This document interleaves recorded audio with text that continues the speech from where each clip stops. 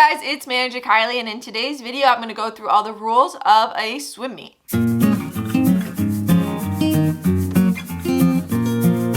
So today I'm going to go through the rules of a swim meet, some of the different events that happen at the swim meet, and how the sport of swimming works. And if you guys are interested in seeing more sports administration videos just like this, definitely hit the subscribe button, turn the bell so you get notified every time I upload, as I post a new video every single Wednesday at 2 p.m. Eastern time. I will also be linking a playlist at the end with rules for many different sports. And if there's any sport that I'm missing, or if there's any more videos like this that you want to see, definitely let me know in the comments down below. And now let's dive into the different rules of a swim meet. So the basic goal of a swim meet is you want to be in your event, you want to be the first one to cross the finish line first. You want to get to the end of the pool first. And for swimming, the fastest time wins. So if there's multiple heats of the event, the fastest overall time is the winner. An Olympic sized pool that is used on the international level is 25 meters by 50 meters. So it's 50 meters long and 25 meters wide. And that 25 meters is split up into 10 lanes of 2.5 meters each.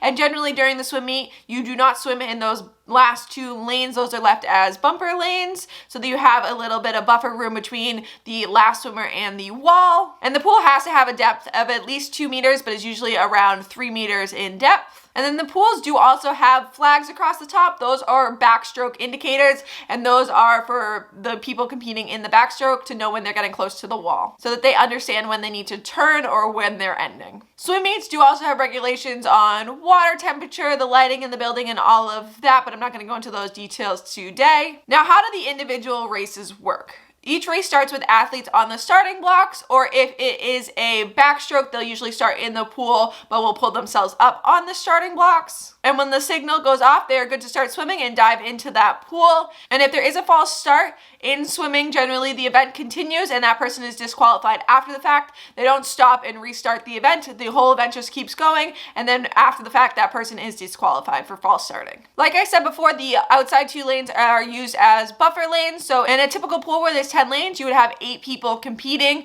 in each event, at least in each heat. You could have more people in the event, but for that heat, you can have a max of 8 swimmers. In things that are seated, it is lined up with the best swimmer in the middle. That is the best lane to be in. You're able to see all your opponents around you and to understand where all the other swimmers are. You'll a lot of times see it in a V shape. So the person in the middle is your top seed, so they're generally your fastest, and then it works its way outside of that. So you have your middle person in the middle lane, and then you'll have your next person to the right of them, the next person to the left of them, and then you'll work your way in that V shape. So generally your top swimmer's in the front in the middle, and then it will work back into a V shape. Now we're gonna go into the different strokes and the different events. So there's 4 main strokes that are used. You have freestyle, breaststroke, butterfly, and backstroke. Now there's usually 17 events, and they're split up between those different strokes. For freestyle, you have a 50 meter, a 100 meter, a 200 meter, a 400 meter, and a 1500.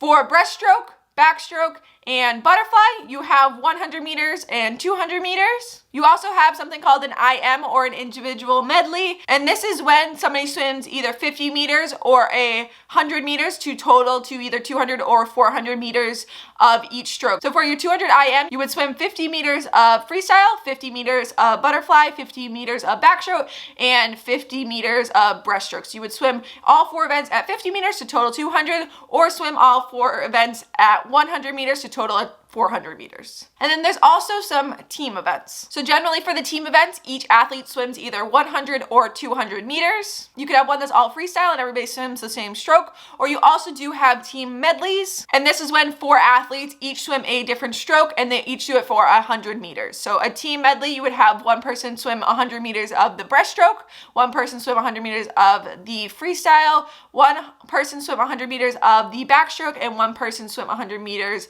of the butterfly. So each person would get a different stroke, and they'd each swim 100 meters of that stroke. Now, some of the basic rules of while you're actually swimming in the pool, you do need to stay in your lane. You cannot impede others. That's partly staying in your lane. You can't get in the way of anybody else that is swimming. Again, you can't false start. You will be disqualified for doing that. And you must touch the pad at the end of the pool before you stop or before you turn. That is the tracker to know that you hit that wall. And then you must use the correct stroke. If you're swimming a butterfly, you can't be using the backstroke. If you're swimming the breaststroke, you can't be using a different stroke. There is a little bit of flexibility in the freestyle, but there is some modifications you can do for that event, but you do need to be swimming the correct stroke for each event. And one final thing for scoring, it is very rare to have a tie in swimming. They'll go down to the 10th to the second, 100th, the second if they need to. If for some reason there was a tie, those people would just share that title. So if there was a tie for first, those people would both share first, but it is very rare in swimming to have a tie. So I hope you guys enjoyed this video. If you have any questions about swimming and swim meets, definitely let me know in the comments down below. If you're interested in seeing this for any other sport,